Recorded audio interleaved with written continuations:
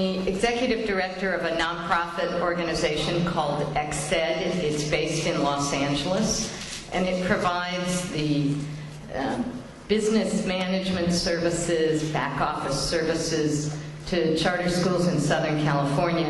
In addition, we do significant amount of work on facilities, as that's a huge obstacle when we do facility financing. In terms of scale, we work with 90 charter schools, and we do all of the accounting, all the payroll, all the financial statements, forecasting, cash flow, for 90 schools in 60 organizations. We also do facility financing for about $175 million worth through an obscure program called the New Markets Tax Credit. And Louise Manuel, who is here, came from LA, also is the facility manager for XSED. And before I introduce what we do, I just wanted to say why we put this mapping program together.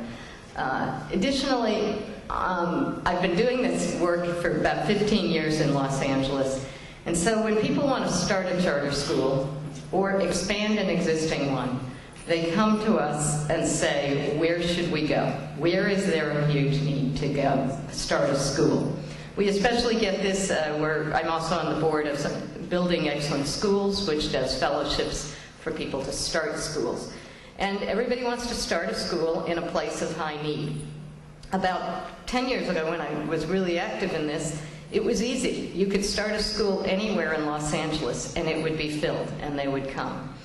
But that's not the case right now. And so what we really wanted to do is look at how you figure out need based on where are the kids, where are the existing traditional public schools, where are they performing, and be able to say, yeah, we really need a good middle school over here, a high-quality school. But over here, you don't need it as much because it turns out these other charter schools and other schools are working, or the students aren't there. And I felt like I couldn't rely on anecdotal data anymore. I really needed real data. And so that's what we've put together, is this kind of mapping program. So let me just briefly introduce the players that you're going to hear from. First, Joanne Copeland, who is right there, and gives her title as an education facility planner. Most of us know her as kind of the go-to person in Los Angeles when you have a facility and you want to look at it and see if it works for a charter school. She is an architectural designer, been working in the school world for a long time, and works all over California and other places. And working also is Margot Randolph, right here, and her dad, who's filming this. Margot is from New Orleans and grew up, went to public schools here, and from here went to MIT, where she says that she learned a lot of this data and mapping work. She then went to USC and came to Los Angeles. She interned at the California Charter School Association when Joanne was the head of facilities there, and they worked on a version of this kind of mapping at the time. She came back to New Orleans. She's worked at First Line Schools, leading educator and new teacher project, and doing data work. And we're really happy for us that she's come back to Los Angeles now to work on this project that you will see. We also have Lisa, who, there she is, I was going to say she's in the back, Olakawa, and she is, was the charter school facility manager for the California Department of Education, has also been working on this field for a long time, and she's been helping on all the data and research work to make sure it's as interactive as possible. So just raise your hand if you've got a question as we go through this. Joanne, you're going to start. Right, so they give us an Excel spreadsheet with addresses for their schools, no names because we don't want to know who the kids are, addresses of all of their students. Then we plot them on the map to see where the students are living, and then we help identify where their search area ought to be for a new facility. So we then tracked how far some of these outlying students were actually driving to get to their school, and we determined that somewhere in this central circle was where the school ought to be located, based on just one criteria point, which is where their current student population is coming from. To know for each block how many kids live there. So if I click on a block, it'll say there are 370 kids who are younger than 7 years old. There are 72 who are about between the 7 to 11 range, and there are about 350 to 12 to 16 years old. So that it will show you the breakdown of the ages of the kids in each block. So for this told us that there was a population of students in the right age group that could support a new location for this high school.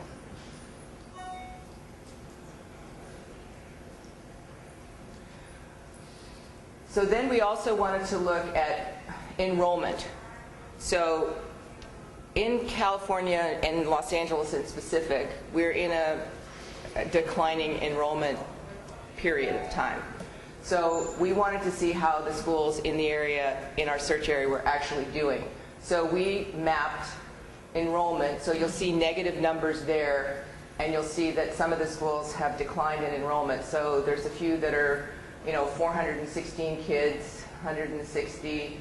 There are a few that went up, but for the most part, you've got negative numbers, and these are just the non-charter district schools to see how they were doing in terms of enrollment. So they're, by and large, declining in enrollment.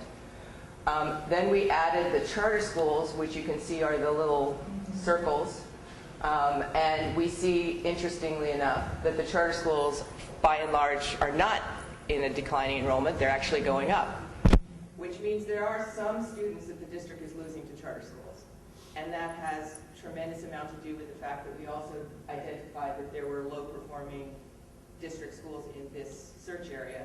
So when parents have a choice for a higher performing school, they're starting to understand that they can take it, and the charter schools are succeeding.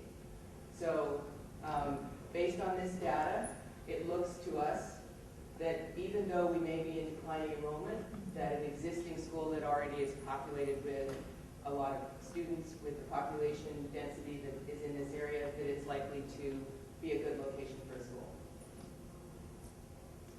So now we have to narrow our search area even further. So we decided to look specifically sort of into Pacoima. So we went down in a radius because as you start to look for sites, we're going to start zooming in on determining where. And this search area had a lot to do with also the distance of other high-performing charter schools and where that population wasn't already overbuilt. So starting to look at hazards, the first thing that we look at, because in California at least, and probably in most cities and jurisdictions, charter schools have to be a certain distance away from airports, or you have to do an airport proximity study. So we mapped all the airports to see where they were, and you can see in the blue that we've got one private small airport adjacent to us. And this doesn't mean that we can't locate a school near it, but it means we have to get approval from Caltrans in California to allow a school within a radius of 2 miles from an airport. Then we looked at methane zones. We typically don't want to build schools in methane zones for lots of reasons, for safety reasons, but also for cost reasons, because if you have to mitigate methane, you're adding a lot of cost to your project. So we identify where that might be, and we stay out of those areas if we can. The railroad, there's a railroad that runs right through our circle, right adjacent to the airport. So there's also a railroad proximity that we stay away from. So 500 feet, schools aren't allowed to be adjacent to an airport, and if you're within about 1,500 feet, you have to do a study to determine whether it's safe. And we look at flood risk, and it is kind of ironic. We're in a water shortage in California. How can there possibly be a flood risk? But we do have a dam that's right above this particular site. So this is 100-year flood. It probably means in the case of this particular location that our insurance might be a little higher because we'd have to get flood insurance. But it's not flood risk like many of you may be having to deal with in other states. But we map it for everybody. Then most importantly, actually, we look at hazardous waste sites. If you if you have to get a permit to develop a school in most jurisdictions, the local agencies will look very carefully at hazardous waste potential sites around you to make sure that your school is safe.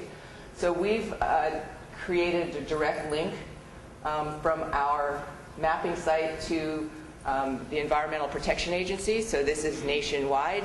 They update their data all the time. They have teams of people that keep it current. So you click on a dot that might be near one of your sites, it takes you directly to the EPA site, and you're able to see exactly what they're studying the site for, whether it's an airborne particulate issue, whether it's a toxic chemical, what their production is. So you kind of have a much better idea right away what might be challenging if you're going to be developing a site in those zones. So then every city and jurisdiction has their own zoning codes. So they're all going to be different. Every single one of them will have to be mapped. Every city in California is slightly different. They have different designations for zoning. In California, by and large, residential zones, the R1, which is the purple you see here, doesn't allow charter school development very easily. And the manufacturing zones, the ones that are high-level manufacturing, which we call M2 zones, are also areas that are not usually safe enough for school locations. But we do look in manufacturing zones, which are distribution warehouses, in MR and M1 zones. Those are often very good conversions into schools. And we look in commercial zones, and we look in public zones. So now what we've done is we've actually taken our database to MLS, which is Multiple Listing Service, and we've identified 4 sites in our bubble that are currently on the market that we might be able to take a look at for schools. So if you click on one of these squares, it'll tell you this one is on the market for $4,933,000. It's 36,500 square feet. It's $135 per square feet, and it's a distribution warehouse. And it has a ceiling height of 22 feet. So I can look at that and I can say, okay, this could be a warehouse conversion that might meet the criteria for the school. It's adjacent to a golf course and a park. There's residential neighborhood to the side. And I'm on the side of the airport, so I can probably get the airport approval. So looking at all of them, this was a Class C warehouse. So this one we eliminated as an option because it was in an M2 zone, as well as this one, which also was in the very middle of an industrial zone. And when we put the little toxic waste dots around it, there were a lot of them right in that area. And this one also was way more expensive than the school had to spend. So then this one was 74,000 square feet, $8 million. Also a distribution warehouse, a little higher ceiling height in this case. So the school ended up deciding to move forward on that site. So what it shows you is that I've done feasibility studies for finding sites for schools. In the past, a lot of this data I would have to do in the field. I would have to go and visit the property with a lot of detail, look at the neighborhood, try to identify what the adjacent buildings uses were. With the mapping software, what I could do in 6 weeks, I can do in 6 minutes. So it's significantly reduced the time frame by which I can analyze properties and focused my in-house, sort of visits to sites to ones that I know are likely to work. So what other ways have we found that the mapping tool works for people? So we also do asset mapping. So charter schools often don't have the program to provide or the money to provide a facility that gives you everything that you need to support your program. So we do asset mapping to show where parks, libraries, community centers, civic buildings, anything that might support your program, we identify where those are in the community, and we also add those to the map. The transportation routes that we already talked about, bus routes, walk routes, those kinds of things we can also identify for you. If you have an enrollment decline in a certain grade level, we can look at population density and focus your marketing search to where those kids live. You can obviously identify potential properties for either purchase or lease dependent upon what your needs are. So that is our program, and we are able to create this as an app, which means you can get your data in layers that are available to you on your iPad or your phone. You can utilize this data. We have some iPads up here to show you how that works if anybody's interested in seeing exactly how you would get the data and what it would look like and how you would use it. We're happy to answer any questions or turn on some different layers and let you play with it a little bit. Are there questions? Anybody want to see anything specific? You want us to zoom into your state? Have you done this in all the states, or how far have you gone with this? We've got all the national data that we're able to get. Federal data is mapped nationally, but local data, we've only got it for California right now. So it would be working specifically with a local area to collect the data for your city or your state. So you will grow as there's clients that are looking for it, essentially. That's how you're looking to expand into other states. We can expand to other states, providing we can get funding to do that. Our program right now is philanthropically supported, which allows us to offer this tool to the charter schools from within that group of schools, particularly in Los Angeles through XED. We're able to offer the service at no cost. So what we do is we would hope to find funders that might want to support the effort to have us develop the tool for your jurisdiction, so that you would also have the ability to provide this to your charter schools at no cost. That's the concept. There are other charter school organizations across the state that have talked to us and that are in the process of talking to us about engaging in this, and we're open to taking the next step. Can I just add, the purpose and the reason why philanthropy is interested in it is greater than just a charter school figuring out the area. It's trying to make sure that every child has access to a high-quality public school in their community. And if we can use a tool to figure out where we should place high-quality charter schools, that's the reason. So that's why performance data is really important, and enrollment data and all that other piece.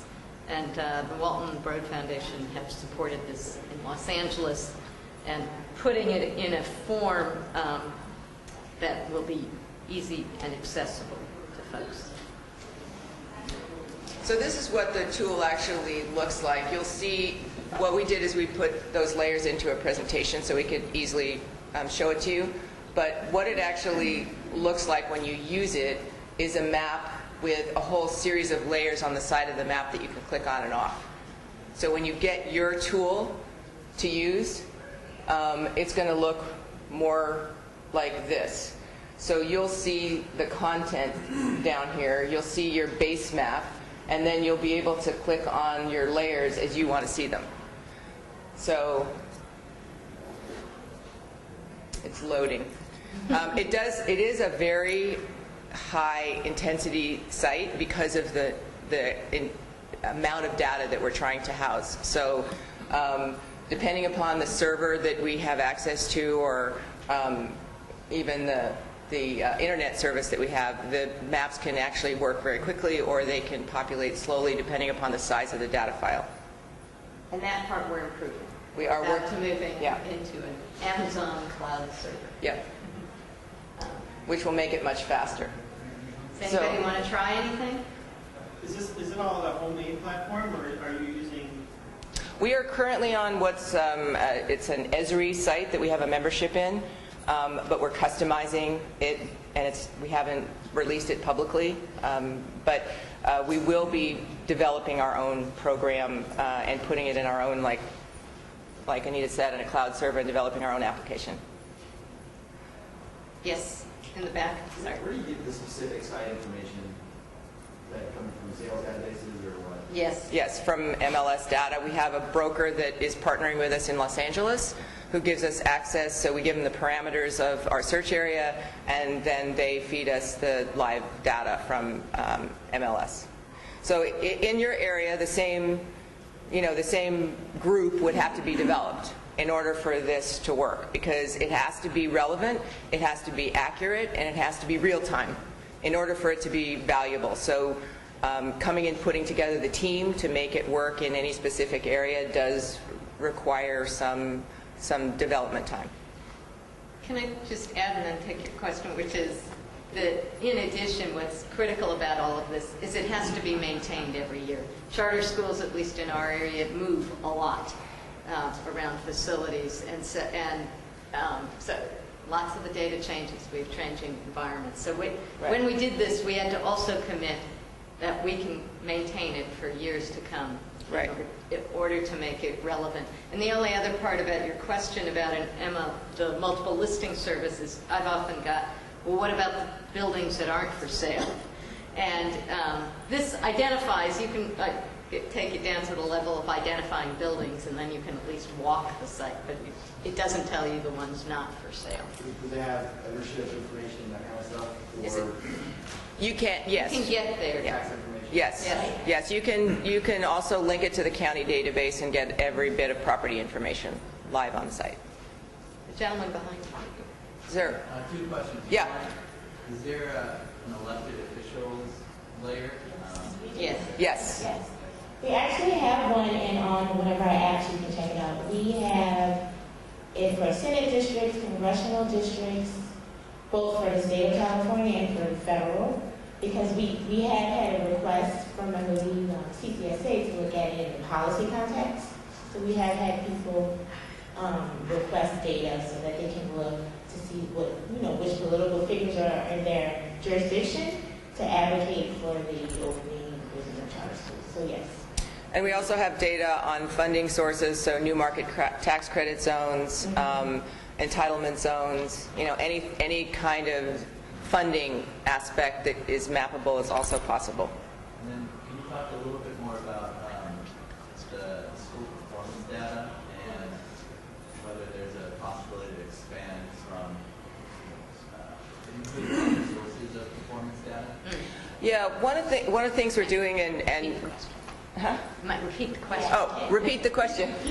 Okay, the question was performance data, and are there other ways in which you can evaluate performance data, and how are we looking specifically at that criteria? And that is a big question that we have given ourselves the problem to solve. So one of the things we've done is we've found multiple studies on ways different organizations have evaluated performance. And we've decided to stay kind of agnostic in terms of performance evaluation and to include all of those studies as a mapping tool. So in California, as an example, we have a lot of the universities have done performance evaluations of charter schools, and they're all a little bit different, and they all come up with a little different conclusions. So we have the USC study, we've got a Stanford study, we've got a Berkeley study, and then a number of independent organizations that are doing performance evaluations of charter schools. So we're actually mapping all of them so that you can see how they've evaluated performance, and then you can compare the different studies and see where the crossovers are.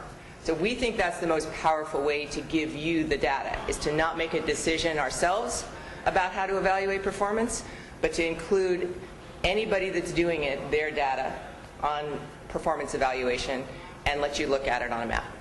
Does that answer your question? Okay.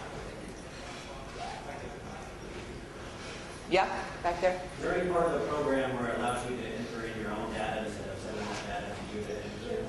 Yes. You want to talk about that? Yes, we can talk a little bit about that. So we're working with XED actually as they mentioned, to develop an application, a custom app, where users are able to add their own data. So let's say you're a school or a CMO and you want to upload your student addresses. There's a button here called Add Data, and you put it in an Excel spreadsheet and you can add it in. You're also able to download and export data that you may want from the data to an Excel file. So yes, we're developing an app with some professional tech group so that our users can manipulate data, add data, color code it whatever way they want, and we provide the training and guidance on, for schools on how to do that. Okay, so would you guys use this? Is this something that's valuable? Yes. Would you use it? Would it help you find sites or evaluate your school performance? Give us some feedback. We're trying to... Can we look at another city, like? Yeah, sure. Yes. New Orleans. Go. Plug in a city. Go up to the top. Turn on the national layer. Well, if you go up to the top and just plug in the city, want to go directly there? Yeah, I'll turn on the layer. Okay. In our new server, it will. You can see we have lots of layers. So one of the reasons we showed it to you in a presentation is because searching back and forth to the layers and trying to click them on and off takes a little bit of more time than we have in a presentation.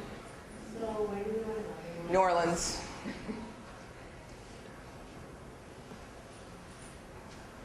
Here we go.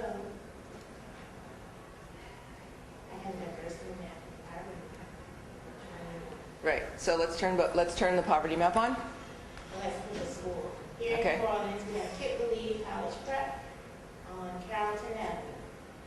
Serve grades K through 8. Let's see. We have a poverty map for New Orleans. It's all high poverty. High poverty area, the city of NOLA. We have a diversity map.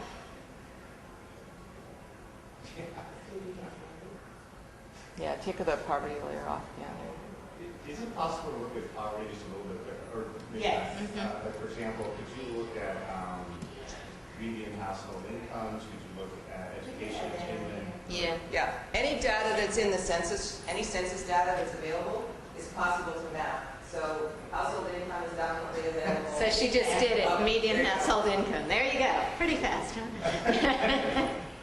And it's by block group.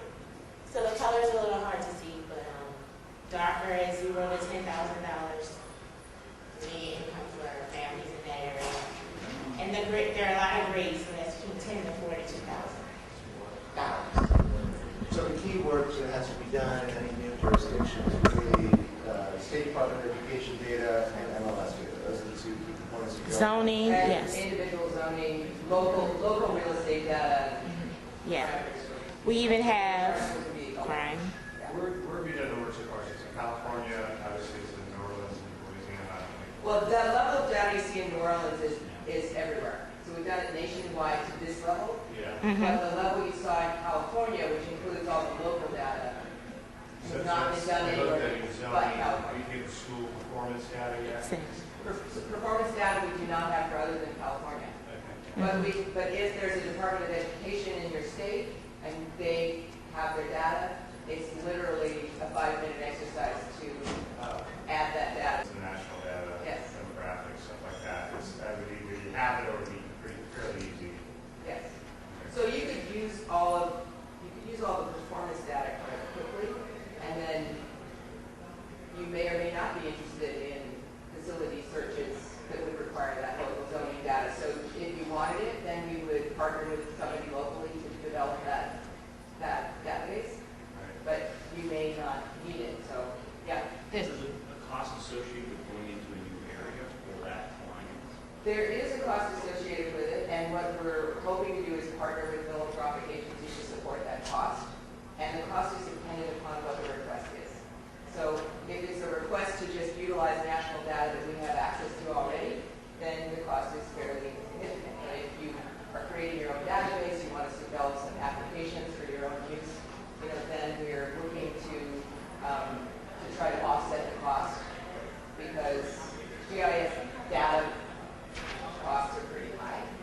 So we're So you're saying that LA, basically California, is for instance, just Los Angeles. just Los Angeles. At the moment. Right For now. clients, Yeah, sure. yeah. For it's actually for ex-ed clients. For her clients. But I haven't, we haven't really we're testing it. We're trying to figure out what makes sense, how to use it, because my experience, at least, in how it's most useful is the analysis that Joanne, Margot bring to it. And especially Joanne really knows the sites, so I don't want, you could use data and get to the wrong conclusions, or it might not be that helpful. So that there is a sense of, at least on-the-ground people who are experts can tell you, because it could lead you to something and people would say, oh no, well, you don't need a school there because X, Y, and Z, because local context is really important. We'll take one. How would we look at data that you have nationally, say, in the Repeat the question. How would you look at data nationally that we already have? There's a number of ways that you can do it, but one of the things we'd like is to collect your information. If you're interested in even exploring the possibility of working with us, give us your contact information. Marco and I set up webinar conference calls with people from anywhere at any time, and we can do live demonstrations with your own group. We can show you what we have for your particular jurisdiction. You know, you can make a request for us to look at additional data that we may not have, in which case we can either give you a cost for that, or we can start to talk to your charter school association or other funders that might be willing to support your efforts with your help. And, you know, so you were interested in looking at Virginia, South Carolina. Sorry. So we would probably say let's do a webinar with you and your team, your on-site team. We can show you what information we have for your area and your city that you're interested in, and then you can start telling us what you think you would need, and then we can go from there. There are cards in the back with the information. So contact information on all the cards that are sitting on the chair in the back, and anybody that wants more information from us, Or to demo make later. Sure to get your business cards to me. and they want us to fill out evaluations, so if you can fill out evaluations. And thank you to Joanne, Margot, thank you very much. He can demo South Carolina. He can demo.